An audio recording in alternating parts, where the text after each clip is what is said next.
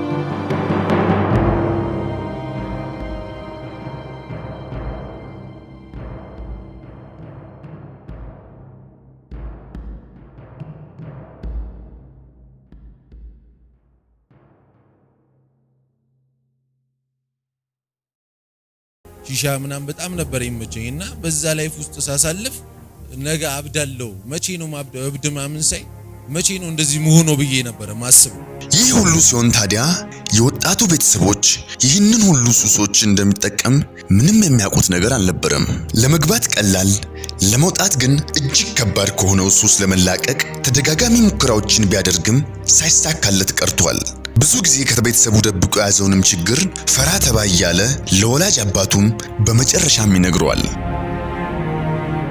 በመሃል ለአባቴ ነገርኩት 5 አመት ሙሉ አያውቁም ነበር ቤተሰብ ማንንም አያውቅም ነበር በሱስ ውስጥ እንዳለው ተደብቄ አጭሼ ምናምን ቅሜ እመጣለሁ እነሱ ግን ምንም አያውቁም ነበር ማታ ገባለሁ 5 አመት ሙሉ እንደዚህ ነበር ያሳለፍነው መጨረሻ ላይ ለመለወጥ ብዙ ሞክሬያለሁ ብዙ ቸርቾች ሄጃለሁ ብዙ አሁን ሱሰኞች የሚሄዱበት ቦታ እንዳለ አንድ የቀረኝ ቦታ የለምና እነሱ ጋር ሁሉ ሄጄ ምንም አይነት ለውጥ አላገኘውም ነበር ለአባቴ ነገርኩት መጨረሻ ላይ ለመለወጥ እኔ ብዙ ነገር ሞክሬያለሁ በቃ አንድ ሳምንት እንደምንም ታግሼ ቆይና ከዛ በኋላ መልሼ እዛው ውስጥ ነበርኩኝ ከዛ በኋላ ለአባቴ ነገርኩት እሱም ለማንም አልተናገረም። እኔና እሱ ብቻ ነበር የምናውቀው።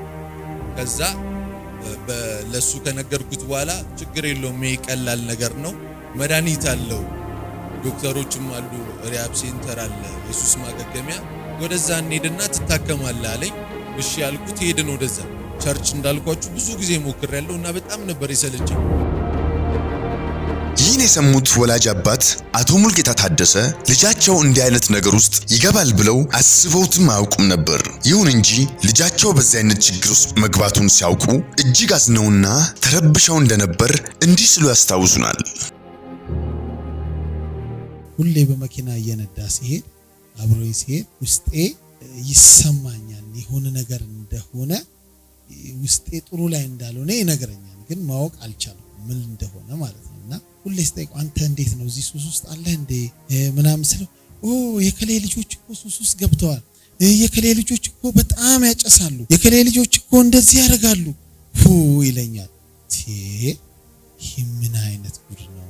የከሌ ልጆች በቃ ሄጄ ለእናትና ለአባታቸው እነግራለሁ፣ የነሱ ልጆችም እኮ የኔ ልጆች ናቸው ስለው በፍጹም ምን አገባ ስለ ሰው ልጅ ምናምን ይለኛል። ይሄ ሰው እንዲህ ያለኝ ምን ብዬ ሱሰኛ ነህ ልበል? ምን ብዬ ሱሰኛ ነህ ልበል? ግን ውስጤ መንፈስ ቅዱስ የሆነ ሱስ ውስጥ እንዳለ የሆነ ነገር ውስጥ እንዳለ ብቻ ይታየኛልና መጨረሻ ላይ ጥርሴን ልታከም መጥቼ ታክሜ ስወጣ መኪና ይዘን ነበር የሄድነውና አጣሁት። ከዛ ውስጤ ሁሉ ፍርሃት አለ። መኪናውን ንዳው አልኩትና ወደ ሙሉ ወንጌል ቸርች የሚያስኬድ መንገድ አለ። ወደዛ ጨለማ ውስጥ ይዤው ገባሁና ጸለይኩና አንድ ነገር ልንገርህ አልኩት። አሁን ባትነግረኝ አንተ እዚህ ጥፋት ውስጥ ነው ያለው፣ የሆነ ነገር ውስጥ ግን አለህ አልኩኝ። ግን ማወቅ አልቻልኩም። የሆነ ነገር ውስጥ አለ ንገረኝ አልኩት። ጸለይኩና ስነግረው በቃ አሁን ትንሽ ሲጃራ አጭሼ ነው የመጣሁት አለ። አጭሶ እንደመጣ ነገረኝ። ሽሻም ትንሽ ሳብሳብ አድርጌ ነው የመጣሁት አለ። በዛን ሰዓት መኪና ውስጥ እኔና እሱ ብቻ ነበርንና ወዲያውኑ ምንም አላልኩትም። እግዚአብሔርን አመሰገንኩኝ አብረን። ከዛም ደስ አለኝ፣ ተናደድኩ፣ አዘንኩ፣ ደስም አለኝ። በደስታም በሐዘንም ተቀላቀለብኝ። ውስጤ ፍርሃት አለኝ፣ ጭንቀትም ጨነቀኝ፣ የማረገውም ነገር አጣሁ። ነገር ግን እሱን ማጽናናት ስለነበረብኝ በቃ ዛሬ ነፃ ወጥተሃል አንተ፣ በመናገር ብቻ ነፃ ወጥተሃል፣ መፍትሄ ይፈልግልሃል፣ እግዚአብሔር ይረዳሃል አልኩኝ። ታዲያ በወጣት በሱ ምህረት የተፈጠረው ነገር እጅግ አሳሳቢና የነገ ህይወቱን አደጋ ውስጥ የሚከት መሆኑን ስለተረዱ በአፋጣኝ መፍትሄ ፍለጋ ያማትራሉ። ወደ ተለያዩ የባህል መድኃኒት ቤቶችና ወደ ሱስ ማገገሚያ በመውሰድ የተቻላቸውን ሁሉ ይሞክራሉ። በመዲናችን አዲስ አበባን በመምጣት በሱስ ማገገሚያ ውስጥ እንዲቆይና የተለያዩ መድኃኒቶችን በመጠቀም ከዚህ ሱስ እንዲላቀቅ ተስፋቸውን በሕክምና ያደርጋሉ። ነገር ግን መፍትሄ ይሆናል ብለው ያሰቡት ለበሱ ምህረት ሌላ በሽታና ሌላ ስቃይን ይዞለት መጣ። ከዛ እዛ ሲሄድ በጣም ብዙ ሱሰኞች አሉ፣ በሰንሰለት የታሰሩ ምናምን በቃ እንዳይቀሙ ምናምን። ከዛ በቃ እዛ ሲሄድ በጣም ፈራው። እንዴ ይሄ ነው እንዴ ላብድ ነው እንዴ ማን ነገር እስክል ድረስ ማለት ነው። ለምን እዛ የተሰበሰቡት በጣም ሱሰኛ ሆነው ኦሬዲ ሊያብዱ ትንሽ የቀራቸው ምናምን ነበር። ከዛ እዛ ሲሄድ በጣም ደንግጬ ምናምን ነበረ። ታከምኩኝ። መድኃኒት በጣም ብዙ መድኃኒት ተሰጠኝ። ለ3 ወር ምናምን ነው የሚሰጠኝ አንዴ መድኃኒት ሄጄ ሲታዘዝልኝ ማለት ነው። መድኃኒቱን ወስደው ማታ ነው። ማታ ወስዳለሁ። ለቀኑ ሙሉ በቃ ሳላጨስ ሳልቅም እንድውል ነበር የሚያደርገኝ። ግን መድኃኒቱንም እየወሰድኩ ራሱ መተው አልቻልኩም ነበር ያንን ሱስ እና በዛ ሱስ ውስጥ በጣም በቃ ተቸገርኩኝ። መድኃኒቱንም እየወሰድኩኝ አቃተኝ። ዶክተሩን ሁሌ እየሄድኩ አማክሯል።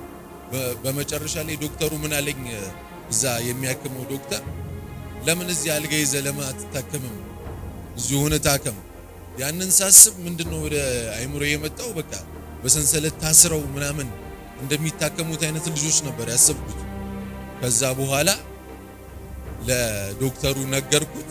አይ እዚሁ እየተመላለስኩኝ እንደምታከም ነገርኩት። ከዛ ምንም ለውጥ አላገኘሁበትም። በዛ ተመልሼ እዛው ላይፍ ውስጥ ገባ። ከዛ አባቴ በጣም አዘነ ምናምን። ያንን ከነገርኩት በኋላ መድኃኒትም ጀምሬ መድኃኒቱንም አቆምኩት። መድኃኒቱ ምንም ሊያስተውኝ ስላልቻለ ማለት ነው። ከዛ አባቴ ጋር መጣላት ጀመረ። በቃ እሱም በኔ በጣም ተስፋ መቁረጥ ጀመረ። በቃ እስከ መግደል ደረጃ ድረስ ደረሰ። ለምን በጣም ተስፋ ቆርጦ ስለነበረ ሲናገረኝ እኔም እናገረዋለሁ እና በጣም በቃ ማይሆን ላይፍ ነበር እያሳለፍኩ የነበርኩት። ከዛ እንደ አሁንም አልደከመም እሱ እኔ ላይ ከመልፋት። ሌላ ደግሞ የባህል ሕክምና አለ ቦሌ አካባቢ፣ እዛ እንሂድ ብሎ እዛ ይዞኝ ሄደ። ከዛ እዛም ሄድን፣ መድኃኒት ተሰጠኝ። በሃይላንድ ነገር ውስጥ ናት መድኃኒቷ። እሷን ወሰርኩኝና አንድ ሲጋራ ወይ ጫት ምናምን መቃም ሲያምረኝ እሱን አንድ በክዳኑ አንድ እንድወስድ ነው ዶክተሩ የነገረኝ። አምሮቱ ፍላጎቱ የጫት የሲጋራ የሺሻ ፍላጎት ሲኖር አንድ እሱን እንድጠቀም ነበር ዶክተሩ የነገረኝ። ከዛ በኋላ እሺ ብዬ ወሰርኩኝ፣ ታከምኩኝ። እዛ ዶክተሩ ምክሮችን ብዙ ምክር መከረኝ።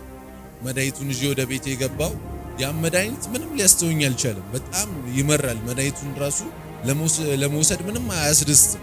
መድኃኒቱን ከመውሰድ ሲጋራ ባጨስ ይሻለኝ ነበር ለኔ ማለት ነው። በጣም ከባድ መድኃኒት ነበር። በጣም ነበር የሚያስጠላ። ከዛ በኋላ እያልኩኝ እዛ ዶክተርም ምንም መድኃኒቱን በስንት ሰዓት እየወሰድኩኝ መተው ከበደኝ። በቃ ያን ከዛ ሱስ ጋር መፋታት ከበደኝ። በመጀመሪያ ደረጃ ወደ ሕክምና ይዤ ሄድኩት። እሱ እንደተናገረ የባህልም ሕክምናም ጋር ወሰድኩት። ያለኝን ነገር ሁሉ ሸጬ ልጄን ማትረፍ፣ ከመቶዎቹ 99ኙ ተርፈው አንዱ እንደጠፋበት እሱን ፍለጋ ቀጠልኩ። ተረዱት። ወንድ ልጅ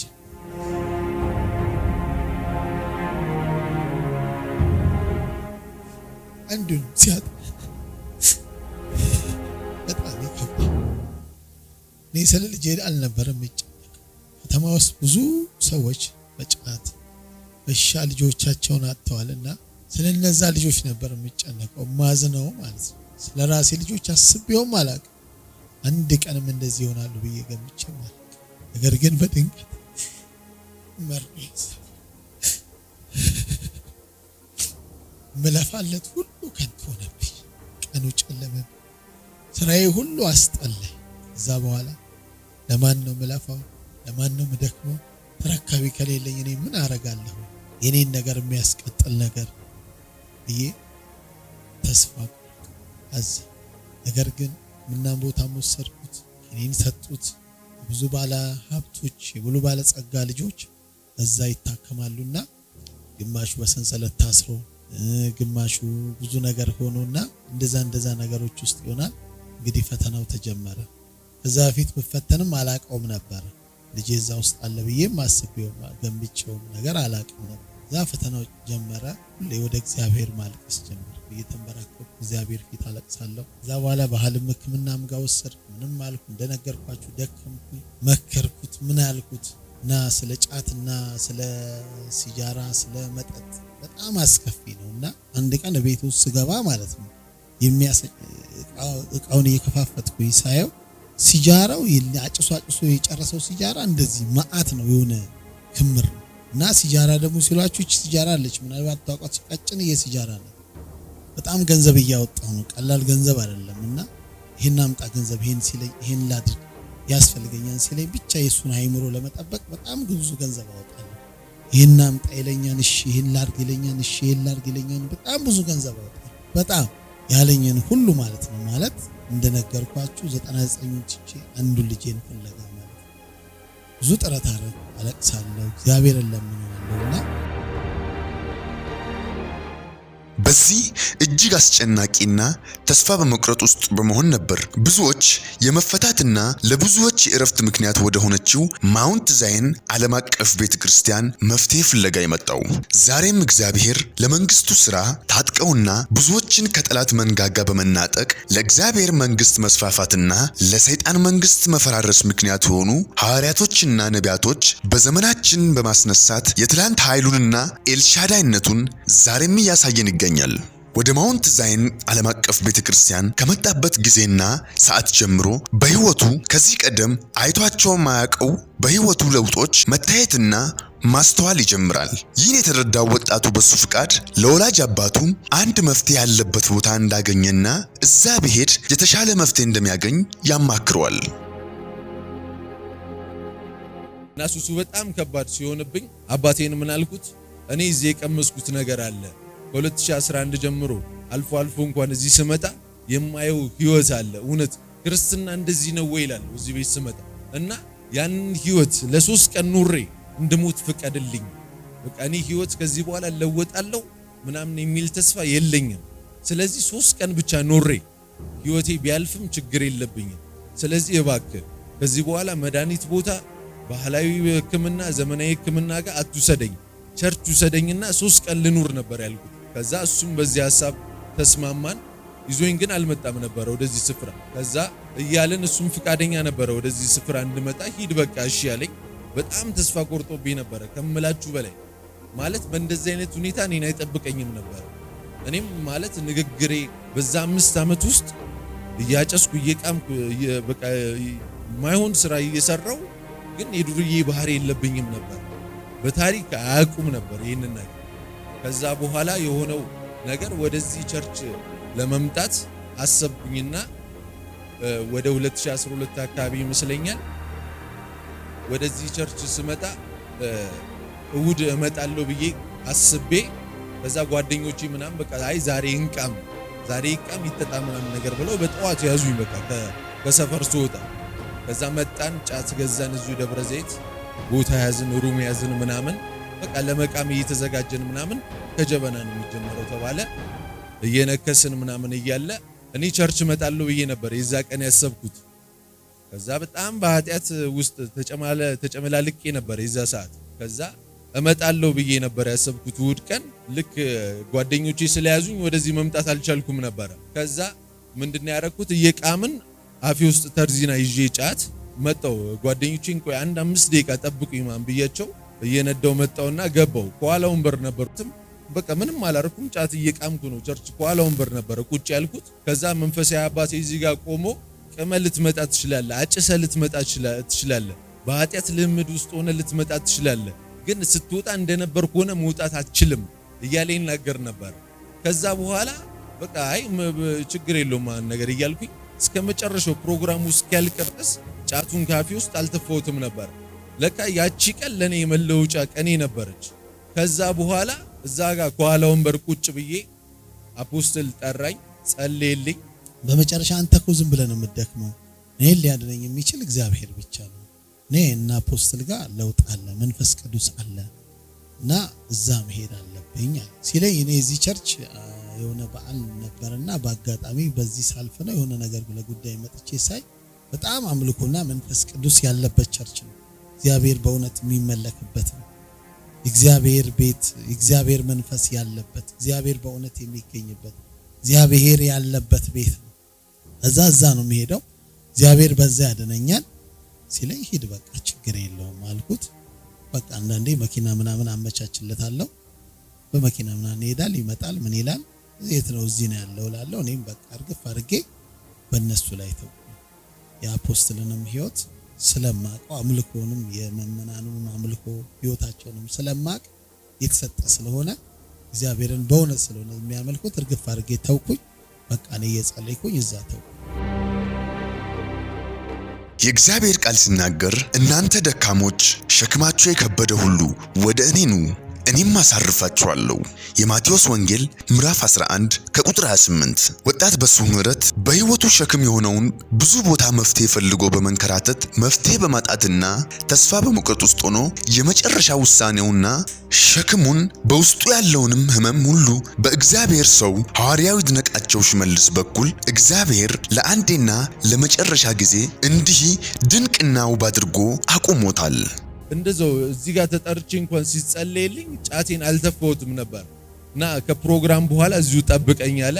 እዚሁ ጠበቅኩት። መከረኝ፣ አስተማረኝ እና አብሬው እንድሆን በቃ ሌሎች ነገሮችን እንድተው እዚሁ አብሬ እንዳሳልፍ ምናምን ነገር ነገረኝ።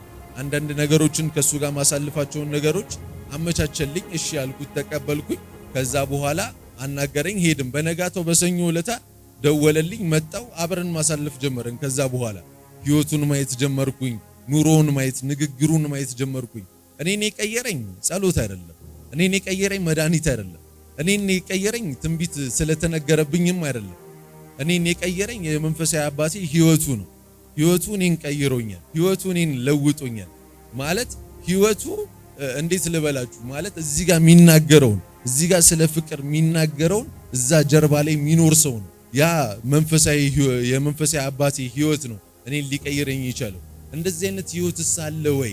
እኔ እዚህ ቸርች ስመጣ 3 ቀን ነበር መኖሬና የፈለኩት የመንፈሳዊ አባቴን ላይፍ ሳየው ህይወቱን ሳየው እንደዚህ ክርስትናማ እንደዚህ ከሆነ ምን አለበት በቃ እንደሱ ከሆነማ መኖር አስመኝ እና ከዚህ በፊት በጌታ ነኝ ቤተሰቦቼ በጌታ ናቸው ቸርች ሄር ነበረ አገለግልም ነበረ ቸርች ላይ ነገር ግን በቃ ክርስትና ትርጉሙ ራሱ አልገባኝም ነበር ስለ ክርስትና ያለኝ ትርጉም በጣም የተበላሸ ነበር ከዛ በኋላ የመንፈሳዊ አባቴን አገልግሎቱን ሳየው ህይወቱን ሳየው በጣም ከምነግራችሁ በላይ አብሬው ማሳለፍ ጀመርኩኝ የሱ ህይወት እኔን ቀየረኝ እኔ ላይፍ ላይ ለውጥ አመጣ እና ብዙ ጊዜ ቀደም የነገርኳችሁ ደግሞ የእብደቱ መንፈስ የካምፕ ሚቲንግ ተዘጋጅቶ ነበር እዛ ካምፕ ሚቲንግ ላይ ገባው ከዛ በኋላ ይሄ ነገር በጣም ያስጨንቀኝ ነበር እብድ መንገድ ላይ ሳይ ምንም በቃ ነገ እኮ እኔ እንደዚህ ነው መሆነው መቼ ነው እኔ እንደዚህ መሆነው እያልኩ ነበር ማስበው እና በቃ እመኘው ናፍቀው ጀመረ ያንን ትንቢት በቃ መሆን በቃ ትሆናለህ ስለተባልኩኝ ያው እግዚአብሔር ቃል አይሻርም በሚለው ነበር ማምነውና በቃ አይ ይሆናል እኔ አብዳለሁ ለአብድኔ የተጠራሁት ምናምን አይነት ስሜት ነበር እኔ ውስጥ ከዛ በኋላ እዛ ካምፕ ሚቲንግ ላይ ጸለየልኝ የሳቅ መንፈስ የመጣ ቀን አንዳንድ እዚህ ያላችሁ ልጆች ታስተውሱታላችሁ የሳቅ መንፈስ የመጣ ቀን በጣም መደሰት ጀመርን ያለ ማቋረጥ ሁላችንም መሳቅ ጀመርን በዛ ሰዓት ላይ እኔ ጥፋትም ይሁን ምንም ይሁን ማገናኘው ከዚህ ከእብደቱ ጋር ነበር የሆነ ነገር ሲበላሽብኝ የሆነ ነገር ሳጠፋ ላብድ ነው በቃ በህይወቴ ላይ የሚመጡ ጥፋቶች እያንዳንዳቸው አይ በቃ ሊያሳብዱኝ ነው እያልኩ ነበር ማስብ ያ የሳቅ መንፈስ ከመጣ በኋላ በቃ የሚያስከፋ ነገር ራሱ ኖሮ እኔ ዝም ብዬ ነበር ምስቀው እስካሁን ድረስ ማለት ነው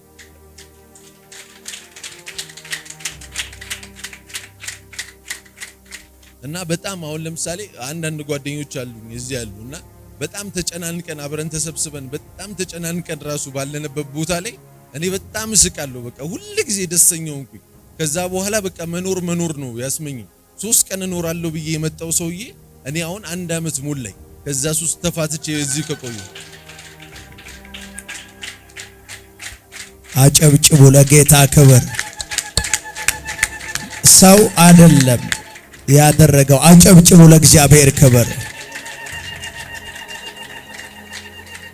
ለ3 ቀን መኖር የፈለገን ሰው ከሱስ ነፃ አድርጎ 1 አመት የሚያኖር አምላክ በዚህ አለ ገና ደግሞ ይኖራል ያንሳል ጭብጨባችሁ ከእንደገና ለጌታ ለኢየሱስ ክብር ስጡ ሰው አይደለም የምታከብሩት አሜዚንግ ቴስቲሞኒ እሺ እና እኔ በቃ ምንም ከዛ በፊት ምንም አይነት የመኖር ተስፋ የሚባል ነገር እኔ እንኳን በኔ ህይወት ተስፋ ቆርጥ ነበር እሱ ለኔ ለውጥ ሲለፋ እኔ በራሴ ህይወት በጣም ተስፋ ቆርጥ ነበር እና ምንም ተስፋ በቃ ነገ ምንድነው የሚታይ ካልከኝ እብደት ነው የሚታይ በቃ አይምሮዬ ላይ የሚመጣው ባልነግርህም እብደት ነው በቃ የሚታይ እና በቃ ምንም የመኖርን አላስብም ህይወት ስለነገ ምናምን የሚባል ነገር በታሪክ አላስብም እና እዚህ እንኳን አፖስትል እየለፋብኝ እየደከመብኝ ብዙ እያስቸገርኩት እንኳን እሱ አንድ ቀን እንኳን በኔ ተስፋ ቆርጦ አያውቅም በኔ ህይወት ሁሉ ጊዜ ይለፋል ሁሉ ጊዜ ይጥራል እና የሆነ ቀን አዲስ ያኔ እዛ የመጀመሪያ ሰሞን አካባቢ በጣም ይለፋብኛል ይጋብዘኛል የሚያስፈልገኝን ነገር ሁሉ ከመንፈሳዊ አባትም በላይ እንደ ስጋ አባት የሚያስፈልገኝን ነገር ሁሉ ነበር የሚያሟላልኝ ከዛ በኋላ ቆይ ሰውዬ ምን አስበው ነው ምንድነው ምናምን እል ነበር ከዛም ቆይ ምን እኔ ብለውጥ ባለውጥ ምን የሚያገኘው ጥቅም አለ ምናምን እል ነበር ከኔ አንዳችም የሚያገኘው ጥቅም አልነበረም መለውጡ ጥቅሙ ለኔ ነበር መቀየሬ ጥቅሙ ለኔ ነበር ገብቷችኋል አይደለ ምንድነው ያልኩት በቃ ለምንድነው የሚለፋብኝ ለምንድነው እኔ እንድለወጥ እንደዚህ የሚተጋው ብይሳስብ ያ የተነካበት ፍቅር ያ እሱ የቀመሰው ፍቅር አለ አይደለ እሱን የነካው እሱን የቀየረው ፍቅር አለ አይደለ እሱን ፍቅር ሼር እንዳረገው የሱን እሱ የኖረውን ህይወት እሱ የቀመሰውን ህይወት እኔም እንድኖር ስለሚፈልግ ነው እንጂ ሌላም አንዳች ምክንያት እንደሌለው ተረዳውኝ በቆይታዬ እና እግዚአብሔር ድንቅን ነገር አድርጎልኛል እግዚአብሔር ትልቅን ነገር አድርጎልኛል ለኔ 5 አመት ማለት በጣም ከባድ ነበር በጣም ከባድ ማለት ነው ማለት ማልፋቸው ሁሉ አይመስለኝም ነበር እነኚህን 5 አመታቶች እግዚአብሔር ግን በቸርነቱ ለዚህ አብቅቶኛል ለእግዚአብሔር ክብር አምጡልኝ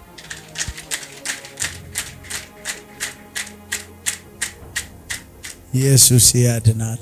እግዚአብሔር መልካምና መልካም ብቻ ነው። በጣም ደስ የሚል እኔም ከናንተ እኩል ነው ህይወቱን ባቀውም ግን ምስክርነቱን አሁን ነው ልክ ከናንተ እኩል እየሰማው ያለሁት። ክብር ለኢየሱስ ይሁን።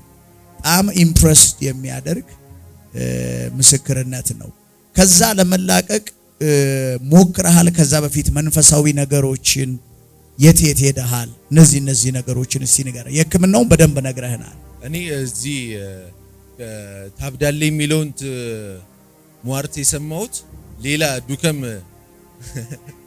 ዱከም ካለ ቸርች ነበር የሰማሁት እና እዚህ ቸርች መጥቼ ደግሞ የተነገረኝ ትንቢት በካምፕ ሚቲንጉ ላይ እንደማፈራ እንደምንጀረገግ እና በቃ የኔ ማፍራት እንደማይቆም ነበር ሲነገረኝ የነበረው።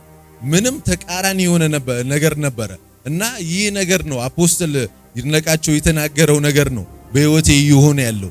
አሁን እያፈራው እየተንጀረገግኩ ነው ያለሁት እና ክብር አንተልህ።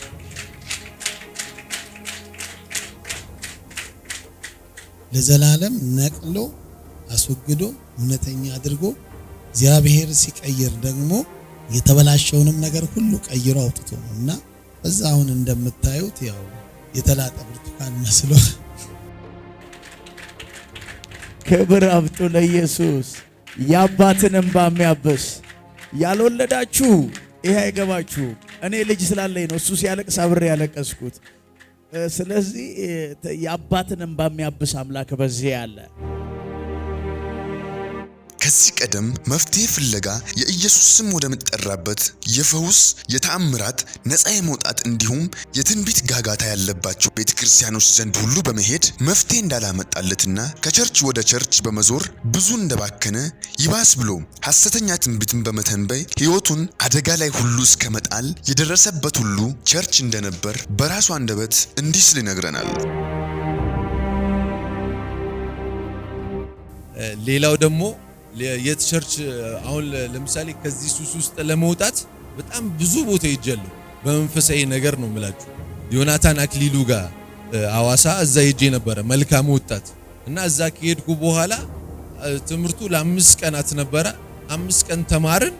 ስንወጣ ከጓደኞቼ ጋር እያጨሰን እየቃምን ምናምን ነበር የመጣ ነው።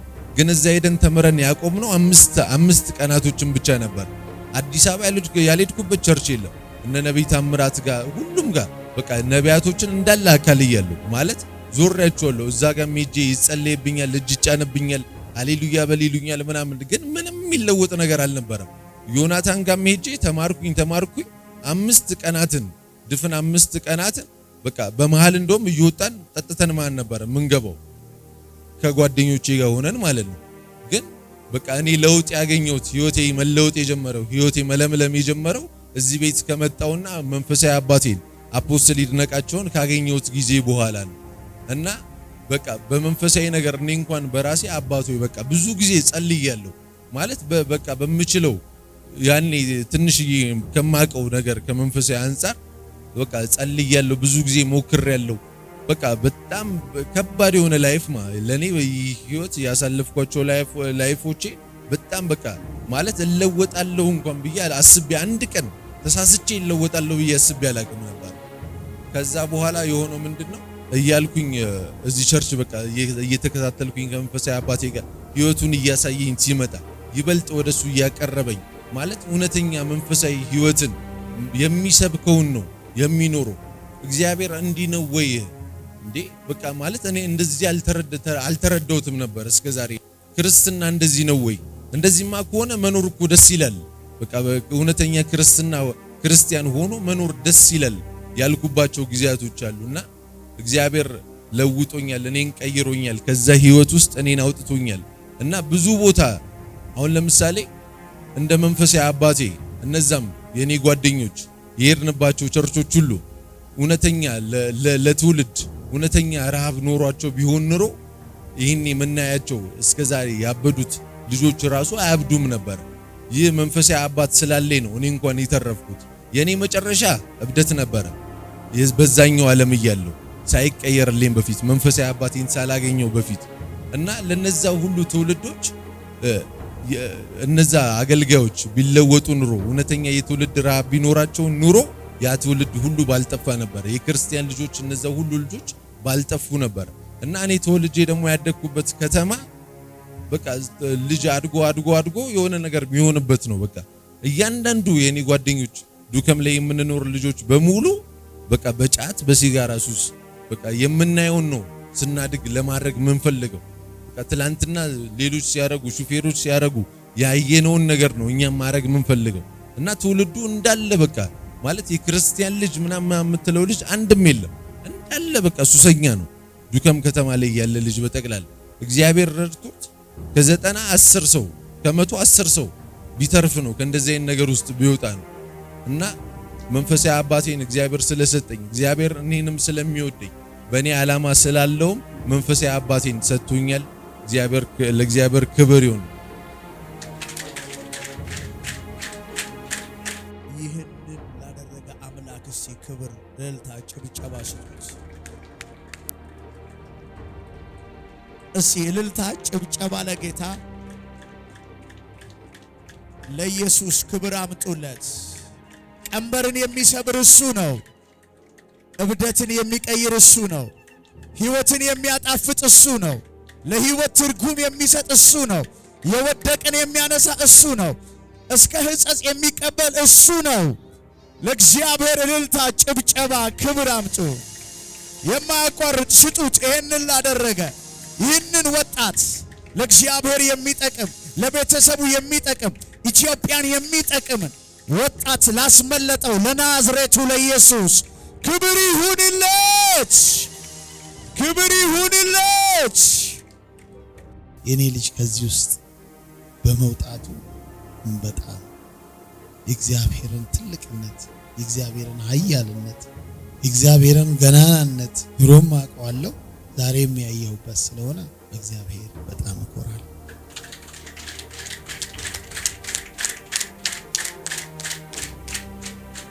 በመጨረሻም በውጪ ላሉትና ብዙዎችም ከዚህ ቀደም የራሱ ሕይወት እጅግ አስከፊ በሆኑ ሱሶች የተጠመደችበትን ወደ እግዚአብሔርና ትክክለኛ የእግዚአብሔር መንፈስ ወደ መንቀሳቀስበት ስፍራ በመምጣት ከተያዙበት ወጥመድ ነፃ ያወጣውን ይህንን ድንቅ ዕድል ሌሎችም በዚህ ቀንበር የተያዙ ወጣቶችም እንዲጠቀሙና ወደዚህ ሰላም እንዲገቡ እንዲህ ስል ጥሪ ያቀርባል። ሌላው ደግሞ በሱስ ቀንበር ውስጥ የታሰራችሁ ወጣቶች ሊኖሩ ይችላሉና በብዙ ስቃይ ውስጥ እኔ ያሳለፍኩትን 5 10 15 ዓመት የሆናችሁ ልትኖሩ ትችላላችሁ። እውነተኛው መፍትሄ ያለው በእግዚአብሔር ሰዎች የሚያሳያችሁ የህይወት ላይፍ ጥራታቸውንና እውነተኛ ወንጌል የሚሰበክበት ቤት ነው ስትመጡ የምትለወጡት። እኔ ብዙ ጊዜ ዞር ያለው ብዙ ቦታዎችን አይቻለሁ፣ ብዙ ቦታዎችን አካለያለሁ፣ መድኃኒት ሞክሬያለሁ፣ እንደነገርኳችሁ ብዙ ነገር እናደርጋለሁ። እውነተኛው መፍትሄ ግን ኢየሱስና ኢየሱስ ብቻ ነው። በተለያየ ሱስ ውስጥ ሆናችሁ በተለያየ ኃጢአት ልምድ ውስጥ ሆናችሁ በዚህ ብዙ ትውልዶች እየተፈቱ አሉና ወደዚህ ቤት እንድትመጡ እኔ ጋብዛችኋለሁ። ኢየሱስ ያድናል። አንድ ነገር ሙልጌታ ሲናገር ሰምቻለሁ። የብዙ ባለጸጋ ልጆች በዛሉ አለ። ባለጸግነታቸው እንኳን ከዚህ ያላወጣቸውም ማለት እኮ ነው። እሱ ነገር ላይ አትኩረ የብዙ ባለጸጋ ልጆች ውድ ክፍያ ስለሆነ እዛ ቦታ ላይ ሕክምናው የድሃ ልጅ አፎርድ ያደረገው ግን ቅድም መፍትሄው ኢየሱስ ነው የሚል ደግሞ በሱ ምረት ጋር ሰምተናል። በዚህ ጉዳይ ላይ እስቲ ትንሽ ነገር ንገረን። አዎ ከዚህ ውስጥ ሊያወጣ የሚችል እግዚአብሔር ብቻ ነው። ምናልባት በሌላ በኩል እንደውም ብዙ ቦታ አለና ያው ብዙ ሀብታም ልጆች ብዙ ቢሊየነር ያሉ ተረካቢ እንኳን በጣም ያሳዝናል። እኛ ከደጅ ሆነን እናያቸዋለን። ሰው ብዙ ፎቅ ቢኖረው ድሮ ከሚበላው ከ3 እንጀራ እያነሰ እንጂ የሚመጣው እየበለጠ አይመጣም። ሀብቱ ሲጨምር እንጀራው እየቀነሰ ነው የሚመጣው የሚበላው። እና እነዛ ሰዎች ብዙ ቢሊየነሮች ናቸው፣ ብዙ ብር አላቸው፣ ግን ልጆች የላቸው። ቢኖራቸው በዚህ ተበላሽቷልና ልናለቅስ የሚገባው ለትውልዱ ማልቀስ የሚገባን ትውልድን እንዴት እናት ነውና በጣም ከባድ ነው ፈተናው። እና እንደነገርኳችሁ ጠላት በብዙ ፈተነኝ፣ ነገር ግን አላሻ ልጄ አሁን በአሁን ሰዓት ኦሬዲ ለድራው እየተዘጋጀ ነው። ሚስጥር አውጥቷል። እንግዲህ እኔ እንኳን አውቃለሁ ክብር ለኢየሱስ ይሁን።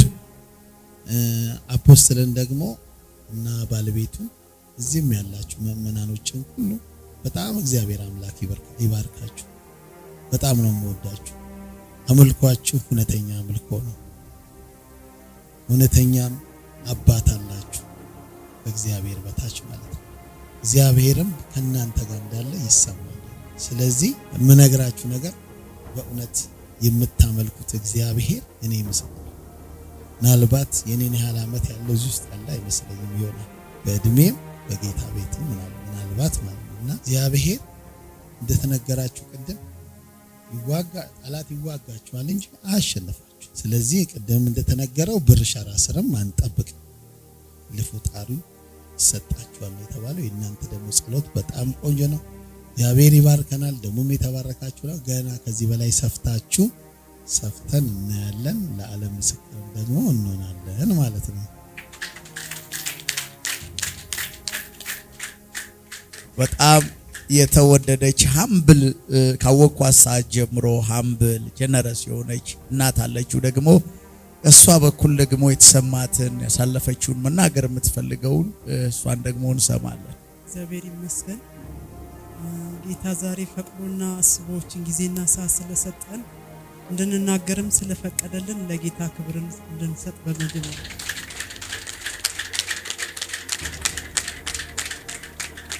ጌታ ታማኝና ታላቅ አምላክ ነው። ልጄ በሱ ምህረት እንዳለው እኔ 5 ዓመት ለሱ ባዕድ ነበርኩኝ። ነገር ግን አንድ ቀን እየጸለይኩኝ እያለ ጌታ ሆይ ምንድነው አልተደሰትኩበትም በልጄ ላይ ብዬ ጌታን ጠየቅኩ። ይሄም ለነሱ ዛሬ አዲስ ነው እኔ የምናገረው፣ እሱ የተናገረውም ለኔ ዛሬ አዲስ ነው። ነገር ግን ጌታ ምን አለኝ? የጠላትን ሸክም ተሸክሟል አለኝ። እንዴት ይሆናል ጌታ ሆይ? ሰው ከሰው ጋር እንደሚነጋገር እንዲሁ ከጌታ ጋር ተነጋገርኩኝ። እንዴት ይሆናል? ልጄ ክርስቲያን ነው፣ እኔም ክርስቲያን ነኝ። ቤተሰቦቻችን ማለት ልጆቼና እኔ ባለቤቴ ክርስቲያን ሆነን እንዴት ልጄ የጠላትን ሸክም እንዴት ይሸከማል? ምን ሲሆን ነው የተሸከመው ብዬ በጌታ ፊት አለቀስኩኝ። ከዛ በኋላ ጠላት እንዴት ሸክም ያሸክመዋል? የጠላትን ሸክም እንዴት ይሸከማል? ለወገን ለሀገር ለሕዝብ የሚጠቅም እንዴት ይሆናል ብዬ በጌታ ፊት አለቀስኩኝ። ከዛ በኋላ ካለቀስኩኝ በኋላ ጌታ ምን አለኝ? እሱንና ጠላቶቹን ሰማይ ከምድር እንደሚርቅ እንዲሁ አራርቅልሻለሁ ብሎ መለሰልኝ። እሜም እግዚአብሔር ያክብረው፣ እግዚአብሔር ይስጠው። ወንድሜ ወደ እውነተኛው ወደ ወንጌል ቃል እንዲቀርብ ግን ትልቅ ዋጋ ከፍሎለታል። ከእግዚአብሔር በታይ ትልቅ ዋጋ ከፍሎለታል። ነገር ግን ልክ እንደሱ የተቸገሩ ብዙዎች አሉ። ብዙዎች እኔ እንደውም በደንብ ማቀው ያየሁት አገልጋይ ሆኖ ሳሪስ ላይ ኢየሱስ ያድናል፣ ኢየሱስን ተከተሉ፣ ኢየሱስ ነው የሚያድነው፣ ኢየሱስ ብቻ ነው እውነተኛ እያለ እየሰበከ ሳሪስ ላይ ያየሁት አንድ ዱከም ልጅ አለ።